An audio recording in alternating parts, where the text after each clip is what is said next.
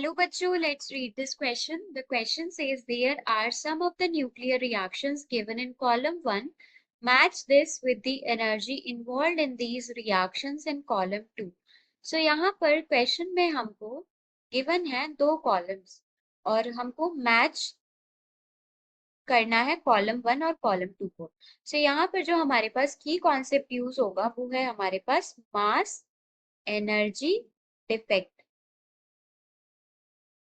सो column 1 में कुछ हमको रिएक्शंस गिवन है और कॉलम 2 में उनके करस्पॉन्डिंग जो एनर्जी रिलीज हो रही है वो गिवन है, तो हमको दोनों को करेक्ट ऑप्शंस मैच करने हैं। सो पहली जो हमारे पास रिएक्शन है that is H12 plus H12 gives out H13 plus H11 plus E1 energy. So यहाँ पर हमारे पास जो मास डिफेक्ट आएगा, मास डिफेक्ट डेल्टा एम, वो हो जाएगा हमारे पास total mass of reactant nuclei minus total mass of product nuclei. So ये हो जाएगा हमारे पास 2 into mass of 1 hydrogen 12 minus mass of hydrogen 13 minus mass of hydrogen 11। So अगर हम इसको सॉल्व करेंगे तो ये आ जाएगा 2 into this will B 2.012 minus 1 into 3.016 minus 1 into 1.008। सो हमारे पास डेल्टा एम की वैल्यू आ जाएगी, दिस विल बी 0.004 AMU।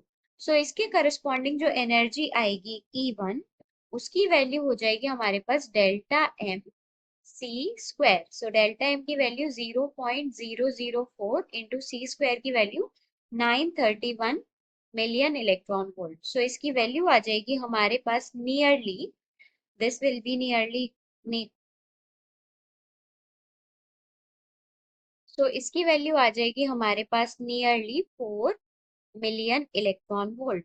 सो हमारे पास जो ए जो ऑप्शन है कॉलम 1 का, वो कॉलम बी जो है या कॉलम 2 के थर्ड ऑप्शन से मैच कर रहा है। फिर हमारे पास है बी रिएक्शन। बी रिएक्शन है हमारे पास hydrogen 13 plus H12 gives out helium 24 plus hydrogen 01 plus E2। तो सबसे पहले अगेन हमको यहाँ पे मास डिफेक्ट कैलकुलेट करना पड़ेगा। मास डिफेक्ट हो जाएगा मास of hydrogen 13 plus mass of hydrogen 12 minus mass of helium 24 minus mass of hydrogen 01। सो यहाँ पर हमारे पास जो है अगर हम सारी वैल्यूज पुट करेंगे तो ये हो जाएगा हमारे पास 3.016 plus 2.014 minus 4.002 minus 1.008। So delta M की वैल्यू आ जाएगी हमारे पास 0.02 AMU। सो हमारे पास E2 की वैल्यू आ जाएगी डेल्टा एम सी स्क्वायर, मतलब 0.02 सी स्क्वायर की वैल्यू 931 मिलियन इलेक्ट्रॉन वोल्ट। सो ये आ जाएगा हमारे पास नियरली 18.3 मिलियन इलेक्ट्रॉन वोल्ट। सो यहाँ पर जो हमारे पास कॉलम 1 का बी ऑप्शन है या बी रिएक्शन है वो कॉलम 2 के थर्ड ऑप्शन से मैच हो रहा है। देन थर्ड रिएक्शन हमको क्या गिवन है, सी रिएक्शन हमको गिवन है H12 plus H12 gives out He23 plus H01 plus E3। सो यहाँ पर हमारे पास डेल्टा एम की वैल्यू क्या आ जाएगी, डेल्टा एम की वैल्यू आ जाएगी मास of H12 plus mass of H12 minus mass of He23 minus mass of H01।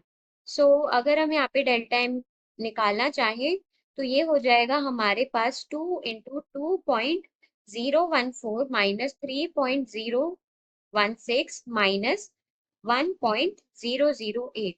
So delta M की जो वैल्यू आ जाएगी वो आ जाएगी हमारे पास 0.004 AMU।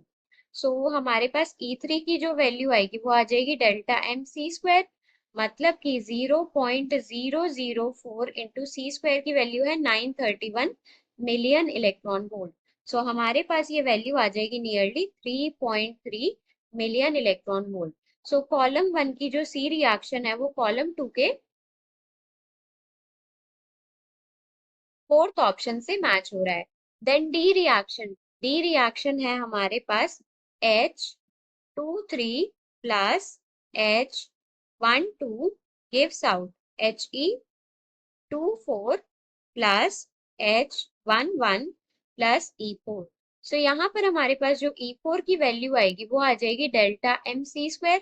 तो सबसे पहले डेल्टा एम कैलकुलेट करना है। डेल्टा एम हो जाएगा हमारे पास mass of H23 plus mass of H12 minus mass of He24 minus mass of H11।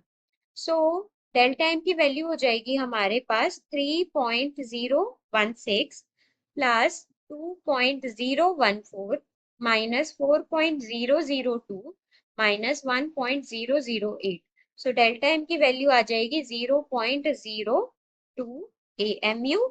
So this will be equals to, again ये हमारे पास E4 की वैल्यू क्या आ जाएगी, डेल्टा एम मतलब 0.02 इंटू सी square 931 million electron volt.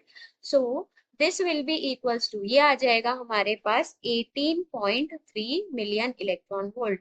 So d option जो है column one का वो किसके साथ मैच हो रहा है, सेकंड ऑप्शन के साथ।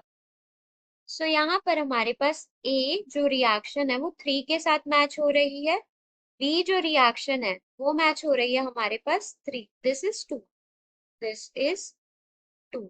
सो बी जो रिएक्शन है वो हमारे पास मैच हो रही है 2 के साथ, बी इज मैचिंग विद 2।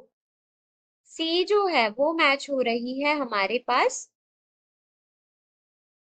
4 के साथ, और डी जो है वो मैच हो रही है हमारे पास के साथ।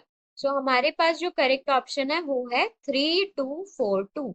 सो 3242 means here b option will be correct. So here correct option is b option, correct option is B.